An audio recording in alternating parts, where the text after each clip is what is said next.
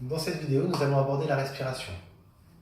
Chez le patient atteint d'une spondylarthrite ankylosante, les patients ont tendance à enrouler leur cage thoracique, ce qui entraîne une diminution du volume d'air pris dans les poumons. Forcément, si on est plié, on a plus de mal à remplir ses poumons que si on est ouvert, on en prend beaucoup plus.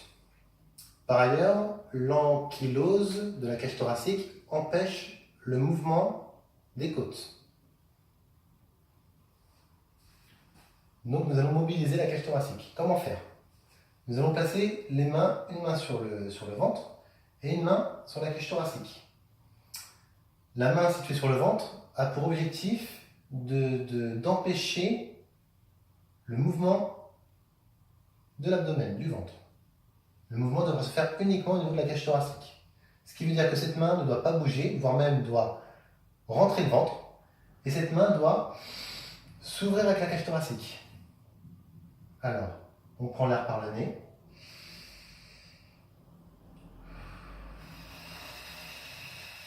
Voilà, et on souffle. On rentre bien le ventre de toutes ses forces et on prend l'air par le nez en gonflant la poitrine. Voilà, la main du haut bouge, la main du bas ne bouge pas.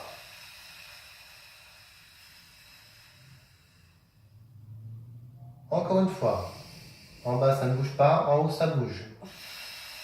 N'hésitez pas à appuyer avec votre main si nécessaire. Et on relâche. Cet exercice a pour objectif de mobiliser la cage thoracique, de l'ouvrir, d'augmenter l'ampliation. Pour qu'on puisse augmenter l'ampliation, il faut également avoir des muscles suffisamment forts pour l'ouvrir. Comment les renforcer? Il suffit de placer ses mains sur les côtes basses. En général, elles sont situées ici. C'est pas là où c'est mou, c'est là où c'est un peu plus dur et que ça bouge un petit peu.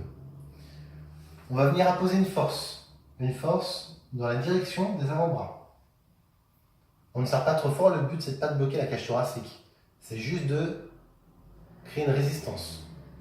Donc en même temps qu'on appuie sur les côtes basses, les côtes flottantes, on va inspirer. Et progressivement, on va appuyer de moins en moins fort lors de l'inspiration. Et on souffle. Donc on appuie fort au départ. Et au fur et à mesure de l'inspiration, on relâche la résistance.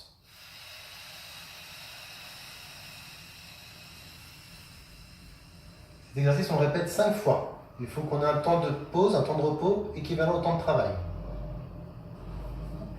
Si à tout moment vous avez la tête qui tourne, une sensation un peu vaseuse, vous arrêtez l'exercice.